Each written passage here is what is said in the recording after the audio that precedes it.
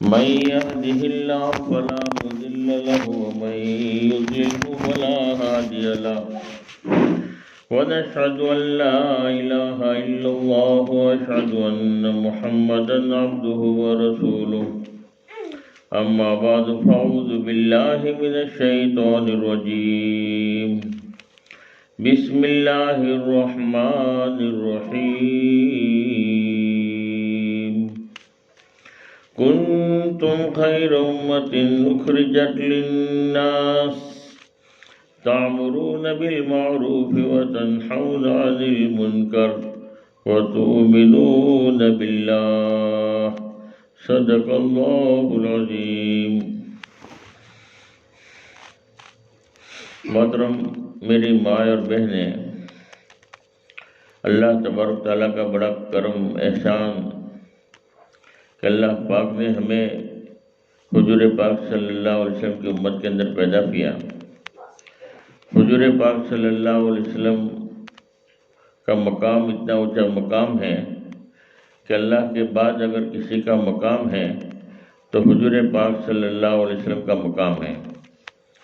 حضور پاک صلی اللہ علیہ وسلم کو پیدا کرنا مقصود نہ ہوتا تو دنیا کی کسی چیز کا وجود ہی نہ ہوتا، نہ زمین ہوتی، نہ آسمان ہوتا، نہ چاند ہوتا، نہ سورج ہوتا، کچھ بھی نہ ہوتا۔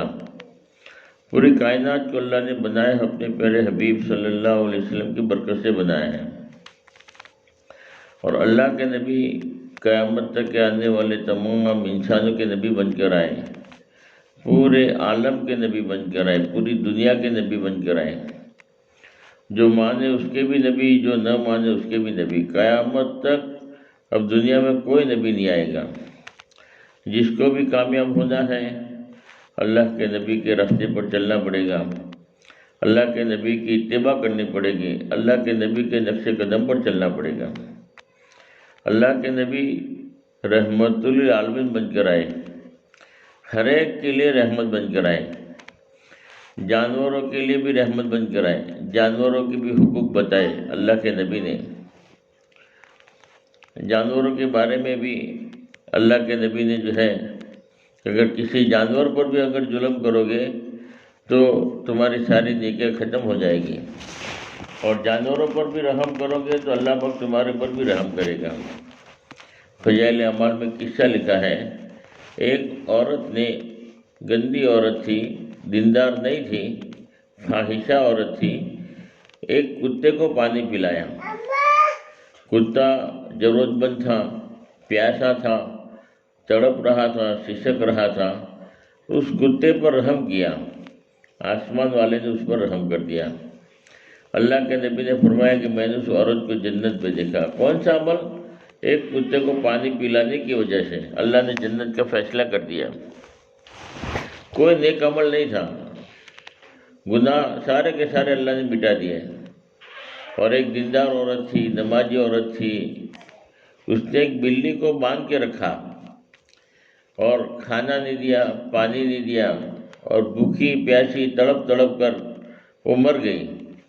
بلی کو چھوڑا بھی نہیں، اگر چھوڑا تو اپنا رزق خود ہی تلاش کر لیتی، مگر باندھ کے رکھا ہے تو اب ذمہ داری بن جاتی ہے کہ اس کی ضرورت پوری کرو، اس کو کھانا دو، اس کو پانی دو، اس کی جو ضرورت ہے وہ پوری کرو۔ تم نے باندھا ہے، باندھ کے رکھا ہے تو اس کی ضرورت پوری کرنا بھی ضروری۔ اور اس نے ضرورت پوری نہیں کیا، بھوکی ہے، پیاسی ہے، تڑپ رہی ہے، سسک رہی ہے، اور اسی حالت میں اس نے دم توڑ دیا، مر گئی۔ اللہ کے نبی نے فرمایا اس نے بلی پر ظلم کیا، میں نے اس کو جہنم میں دیکھا۔ اللہ نے سارے نیکیاں ختم کر دی، سارے نیک اعمال ختم ہو گئے ایک جانور پر ظلم کرنے کی وجہ سے۔ یعنی اللہ کے نبی رحمت للعالمین بن کر، جانوروں کے لیے بھی رحمت بن کر آئے، اور ان کے اوپر بھی ظلم کیا جائے گا تو اللہ رب العالمین معاف نہیں کرے گا۔ مولانا عبد الرحمن صاحب رتن پور مفتی صاحب، انہوں نے ایک مرتبہ یہ بات بتائی کہ وہ فاحشہ عورت نے کتے کو پانی پلانے کی وجہ سے اللہ نے اس کی مغفرت کر دی، اللہ نے جنت کا فیصلہ کیا۔ اس کی وجہ کیا ہے؟ اس کی وجہ یہ بتائی کہ وہ کتے کی جو ہے دل سے دعا نکلی۔ جب اس کی پیاس بجھ گئی، جو ضرورت پوری ہو گئی، تو دل سے جو ہے دعائیں نکلتی ہیں۔ کوئی بھی آدمی آدمی ہو، کوئی عورت ہو، مرد ہو، یا کوئی بھی یعنی ضرورت مند ہو، اس کی ضرورت جب پوری کی جاتی ہے تو وہ دعائیں دیتا ہے کہ اللہ تمہیں جزائے خیر عطا فرماوے، اللہ تمہارا بھلا کرے، اللہ تمہیں جنت دے۔ لوگوں کے دلوں سے دعائیں نکلتی ہے جب اس کا کام ہو جاتا ہے۔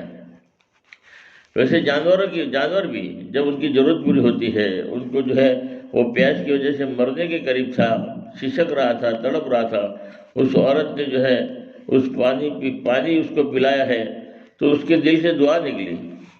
یہ دعا کی برکت سے اللہ نے جو ہے اس کا جو ہے ساری گناہوں کو معاف کر دیا۔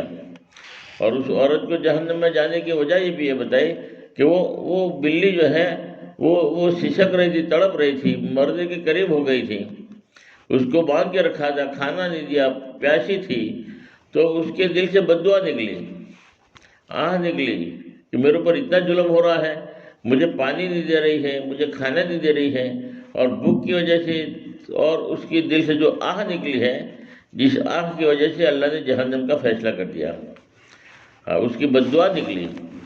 کسی پر بھی اگر کوئی ظلم کرتا ہے تو اس کے دل سے بددعا نکلتی ہے۔ اللہ رب العالمین کے وہاں دیر نہیں ہے، اگر اس کی دعا نکلے گی تو ہمارا کام بن جائے گا، اور کسی کی بددعا لیں گے تو ہمارے سارے کے سارے گناہ جو ہے، سارے کی ساری نیکیاں ختم ہو جائے گی۔ بددعا بہت بری چیز ہے اور دعا بہت بڑی چیز ہے۔ پھر ایک بتایا مفتی صاحب نے، ایک بات یہ بھی بتائی کہ دعا کے 3 پرکار ہیں، 3 قسم کی دعائیں ہوتی ہیں۔ دعا کرنے کے 3 طریقے بتائے۔ ایک طریقہ تو یہ بتایا کہ آدمی جب بھی کوئی ضرورت ہوتی ہے، جب بھی کوئی کام ہوتا ہے تو آدمی دعا کرتا ہے، یا اللہ تو میری ضرورت پوری کر دے، یا اللہ تو میری مصیبت دور کر دے، یا میری ماں بیمار ہے اس کو ٹھیک کر دے، یا اللہ یہ پریشانی ہے، مصیبت ہے، یا اللہ تو ہٹا دے، یا اللہ یہ تکلیف ہے، یا اللہ اس تکلیف کو تو دور کر دے۔ یعنی جو بھی آدمی اللہ سے دعا مانگتا ہے، اللہ اس کی دعا قبول کرتے ہیں، اللہ اس کی دعا رد نہیں کرتے، کہ اللہ رب ہے، اللہ ہر ایک کی سنتے ہیں۔ تو ایک طریقہ یہ ہے دعا کرنے کا کہ آدمی خود اللہ سے دعا مانگے، یا اللہ تو میری ضرورت پوری کر دے، میرا فلاں کام بنا دے، فلاں مسئلہ حل کر دے۔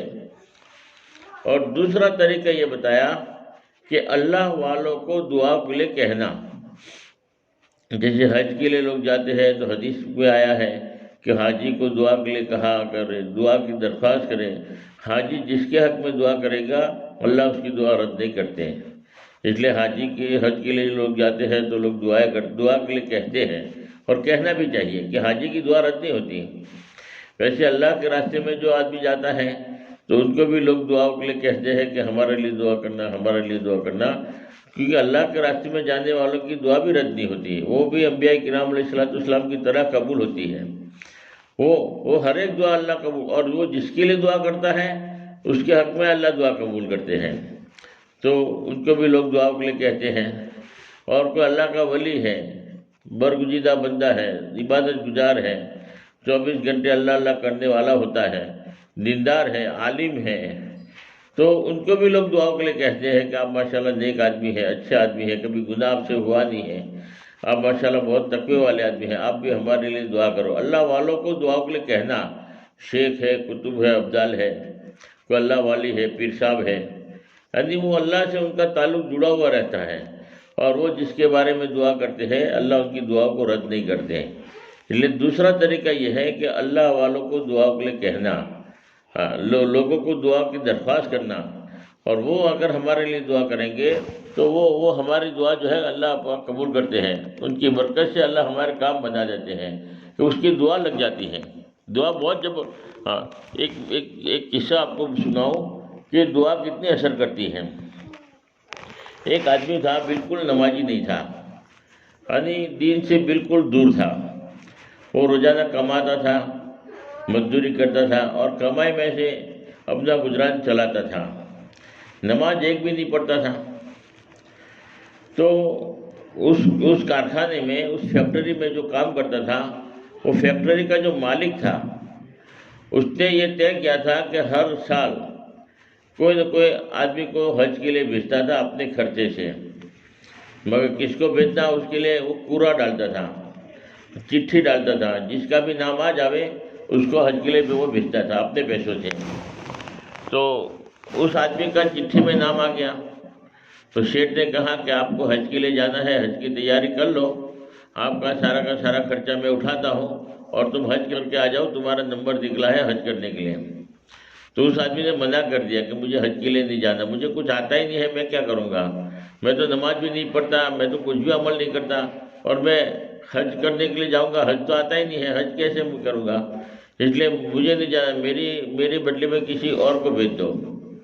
اس نے منع کر دیا۔ دوسرا چرا پھر قرآ نکالا، دوسرے ایک آدمی کو بھیج دیا۔ دوسرے سال پھر قرآ میں اسی کا نام پھر سے آیا۔ دوسرے سال بھی کہا کہ تم حج کے لیے چلے جاؤ، تمہارا خرچہ جو ہے کمپنی اٹھاتی ہے، تو اس نے منع کر دیا کہ مجھے حج کے لیے نہیں جانا۔ اس وقت بھی دوسرے آدمی کو بھیج دیا۔ تیسرے سال پھر قرآ ڈالا تو تیسرے سال بھی اسی کا نام نکلا حج کے لیے جانے۔ وہ سیٹھ نے کہا کہ نہیں، آپ کو جانا ہے حج کے لیے، آپ کا بار بار نام نکل رہا ہے، آپ حج کے لیے پہلے چلے جاؤ۔ اس نے کہا کہ میں مجبور ہوں، میں نہیں جا سکتا، آپ کسی اور کو بھیج دو۔ پھر تیسری مرتبہ جو ہے دوسرے کو آدمی کو بھیج دیا۔ چوتھی مرتبہ جو ہے اس نے جو ہے وہ نام نکال دیا، وہ منع کر رہا تھا، حج کے لیے جانے سے انکار کرتا تھا، تو اس کا نام نکال دیا اور کوری چٹھی رکھ دیا اس کی جگہ پر، کوئی نام ہی نہیں لکھا، وہ ویسے ہی چٹھی ڈال دیا۔ تو چوتھی مرتبہ وہی کوری چٹھی نکلی، جس نام کو کٹ کر کے جو ہے کوری چٹھی ڈالی تھی، وہی کوری چٹھی پھر نکلی۔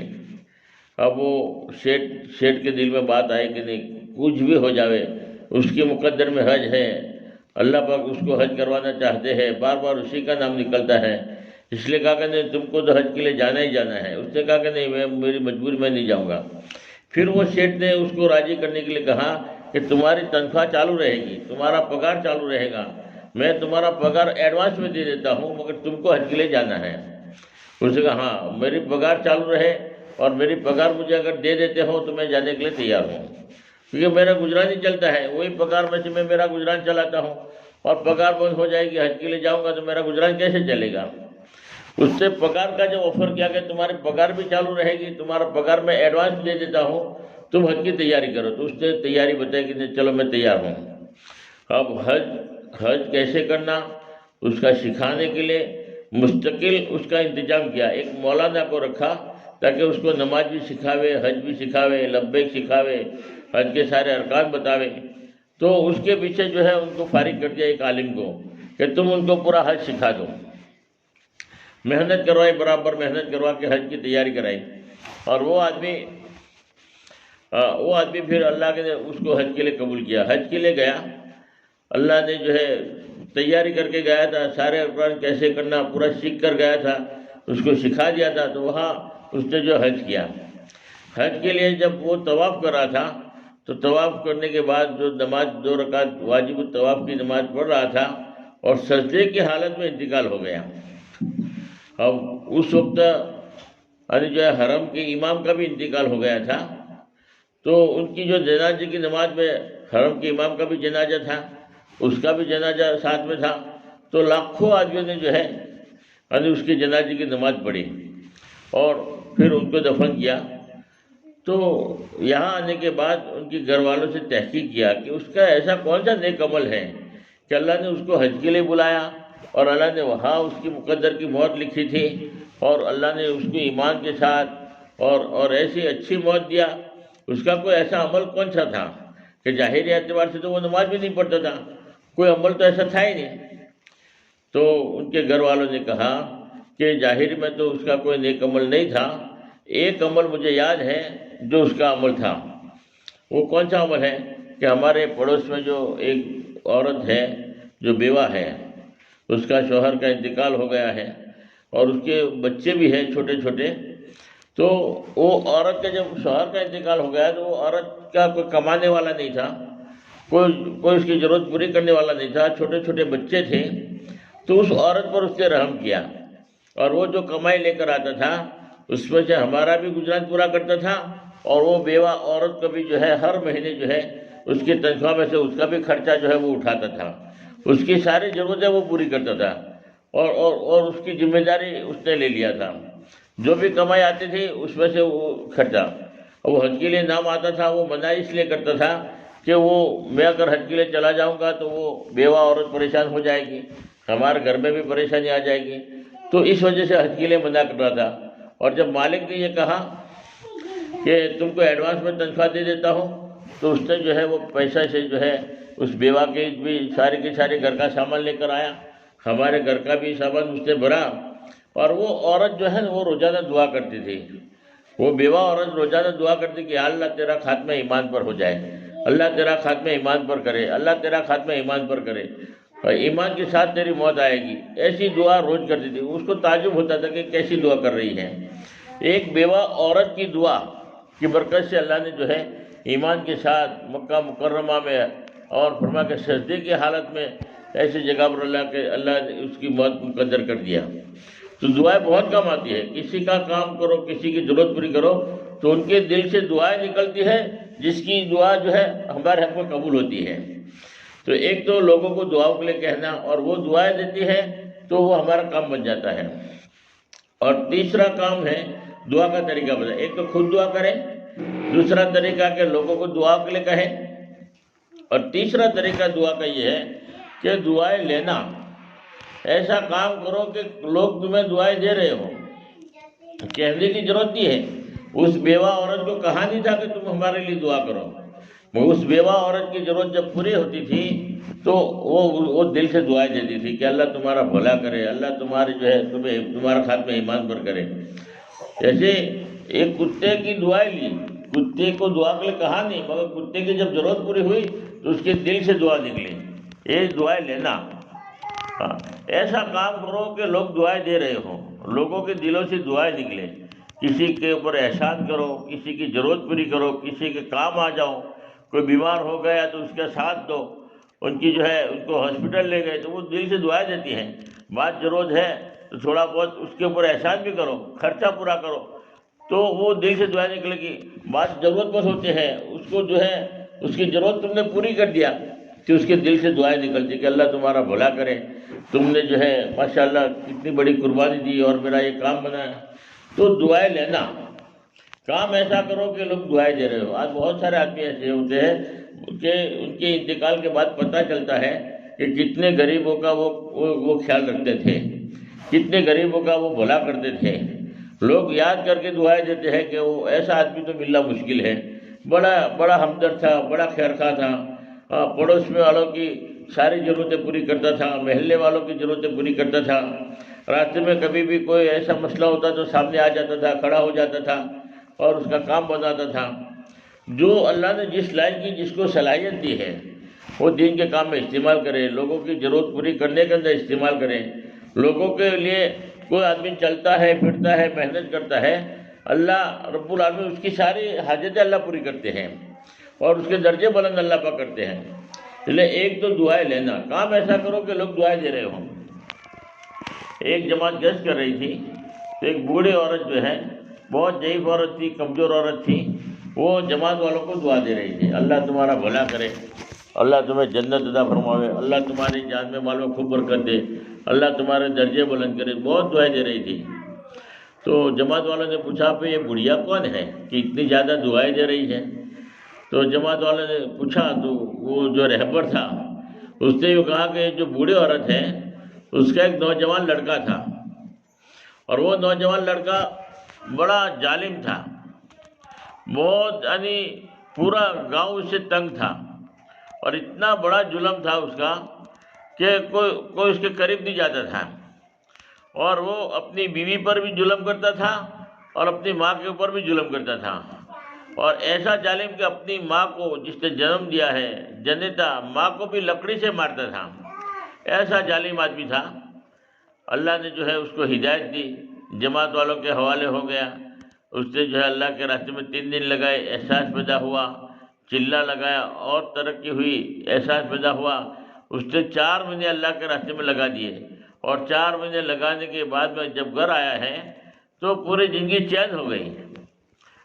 فرمایا کہ غصہ ختم ہو گیا، ظلم کرتا تھا وہ بند کر دیا، اور ماشاءاللہ 5 ٹائم کی نماز پڑھنے لگا، فجر کی نماز کے اندر بھی لوگوں کو اٹھاتا ہے اور مسجد میں جاتا ہے، اور جو اپنی بیوی پر ظلم کرتا تھا بیوی پر بھی ظلم بند کر دیا، اور جو اپنی ماں کو لکڑی سے مارتا تھا، اتنا بڑا ظالم اب وہی آدمی اپنی ماں کے پاس بیٹھتا ہے اور اس کے پیر دباتا ہے. جب ماں کے پیر دباتا ہے ماں بڑی راضی ہوتی ہے, بڑی خوش ہو جاتی ہے اور دعائیں دیتی ہے جماعت والوں کو, اللہ جماعت والوں کا بھلا کرے کہ انہوں نے میرے لڑکے کو 40 دن جماعت میں لے گئے, 4 مہینے لگوائے ہمارے بیٹے کو جماعت میں. جس 4 مہینے لگانے کے بعد سے آج وہ میرے پیر دبانے والا بن گیا. جو مجھے لکڑی سے مارتا تھا وہی لڑکا آج جو ہے میرے پیر دبا رہا ہے.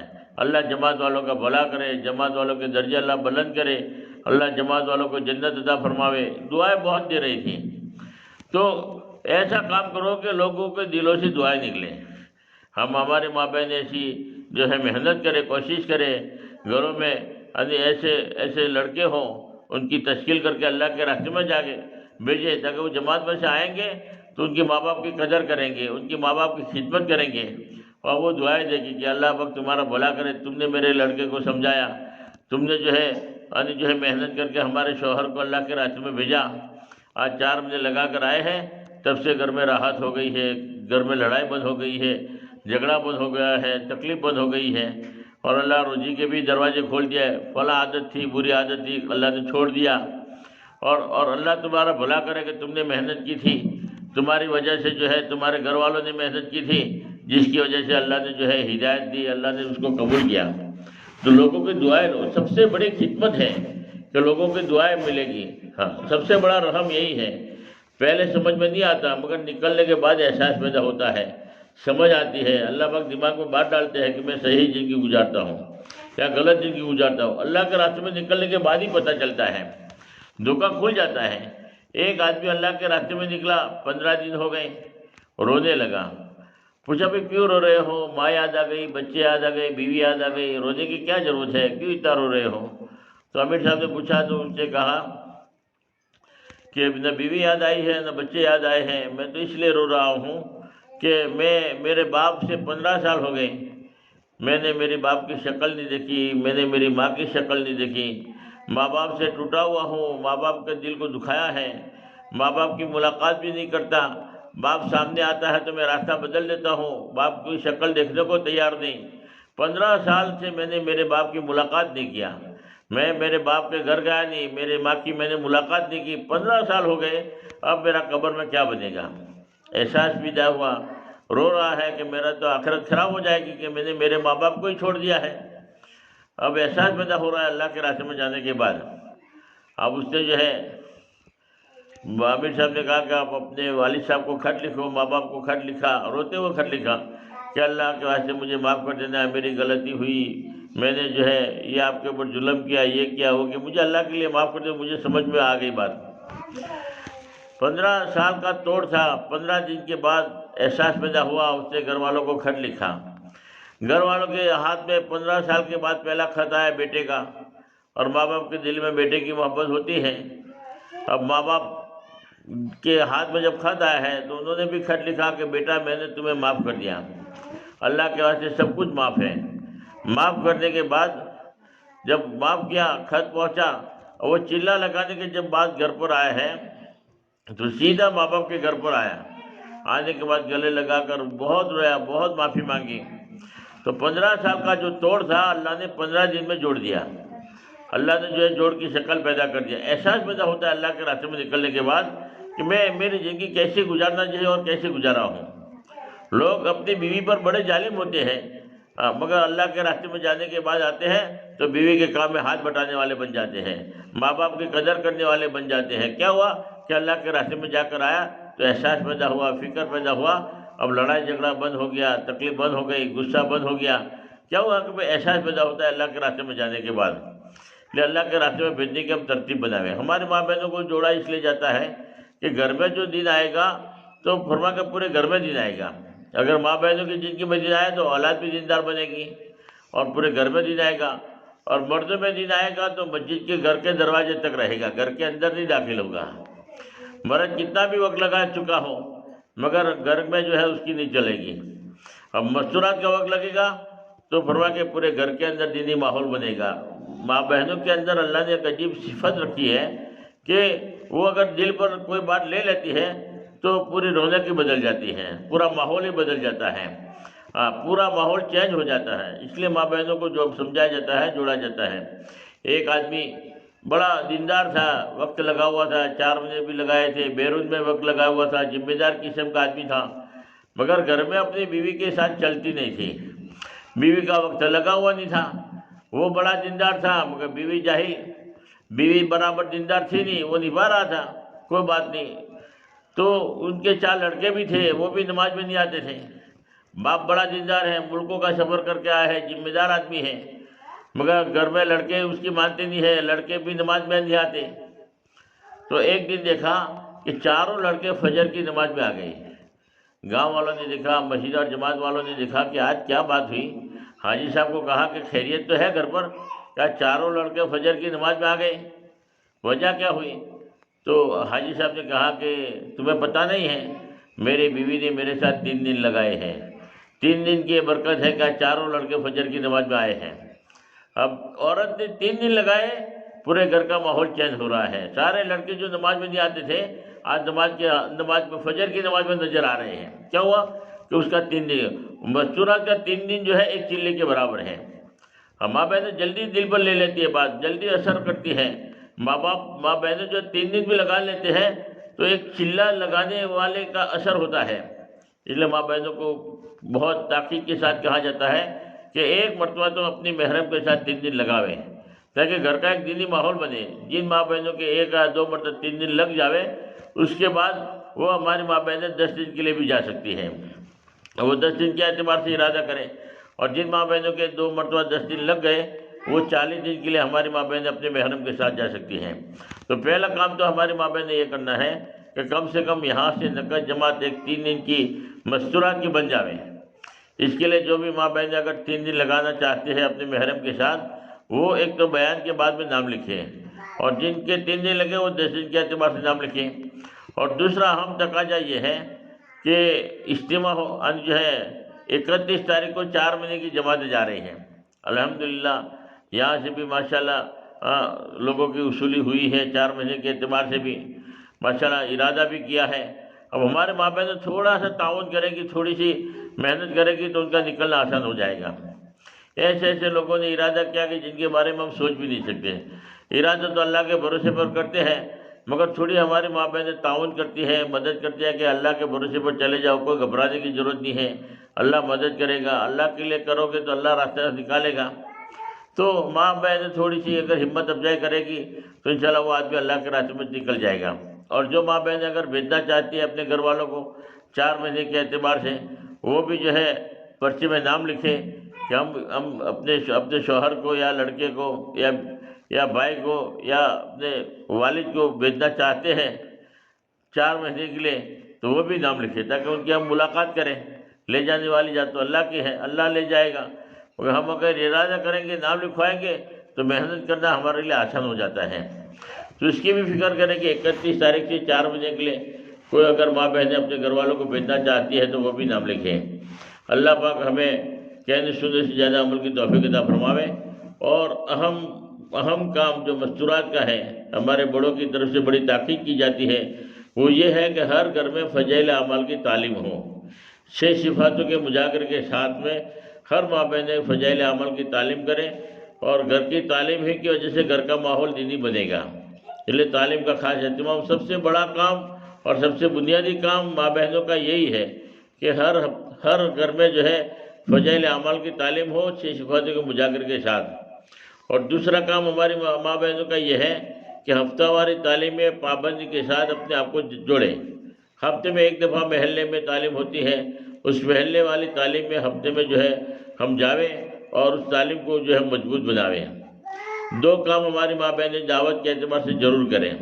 اور تیسرا تو انفرادی اعمال ہے، نمازوں کا خاص اہتمام ہو، اول ٹائم پر نماز کی فکر کریں، ہمارے اخلاق صحیح بناویں، ہمارے معاملات صحیح بناویں، ہماری رہن سہن صحیح بناویں، پڑوسی کا خیال رکھیں، شوہر کو خوش رکھیں، شوہر کی خدمت کریں، بچوں کی صحیح تربیت کریں۔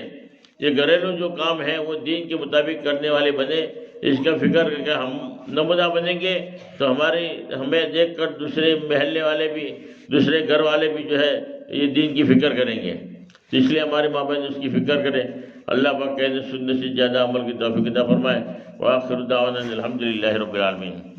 درود شریف پڑھ لو، اللہم صلی اللہ محمد وعلی علیہ صلی اللہ سیدنا محمد وبارک وسلم۔ یا اللہ جتنی بھی ماں بہنیں یہاں جڑی ہے بیٹھی ہے دین کی صحبت پر، تمام ماں بہنوں کو حج بیت اللہ نصیب فرما، جو پریشان حال ان کی پریشانی کو دور فرما، جو بیمار ہیں ان کی شفا کاملہ عاجلہ عطا فرما، جو بے روزگار ہیں ان کے لیے غیب سے روزی کا انتظام فرما۔ یا اللہ اخلاص کے ساتھ دعوت کے کام کرنے کی توفیق عطا فرما، اپنا کام سمجھ کر یہ کام کرنے کی توفیق عطا فرما۔ یہاں سے 4 مہینے کی جماعتیں روانہ اس کی شکل صورتیں پیدا فرما، نکالنے والی ذات تیری ہے، ہدایت تیرے ہاتھ میں ہے۔ یا اللہ ہر ایک کو 4 مہینے کے لیے نکلنا آسان فرما، تیری ہی قبولیت ہوگی تو اللہ نکل سکتا ہے۔ یا اللہ تو 4 مہینے کے لیے نکلنا آسان فرما اور قبول فرما، پوری جماعت بن جائے، اس کی شکل صورتیں پیدا فرما، جنہوں نے ارادہ کیا ہے اور جنہوں نے ارادہ کیا ہے یا اللہ ان کی رکاوٹوں کو دور فرما اور ان کا نکلنا آسان فرما۔ یا اللہ میں دعا مانگنا بھی نہیں آتا، جو مانگا وہ بھی عطا فرما، مانگنے سے رہ کے اپنی شان عطا فرما۔ حضور پاک صلی اللہ علیہ وسلم جتنے خیر کے لائق کی دعا مانگی اس میں ہمارا بھرپور حصہ عطا فرما، جو شرور سے پناہ چاہے ان سب سے ہماری حفاظت فرما۔ جزا اللہ عن محمد صلی اللہ علیہ وسلم۔ سبحان ربک رب العزت عما یصفون وسلام علی المرسلین والحمد للہ رب العالمین برحمتک یا ارحم الراحمین۔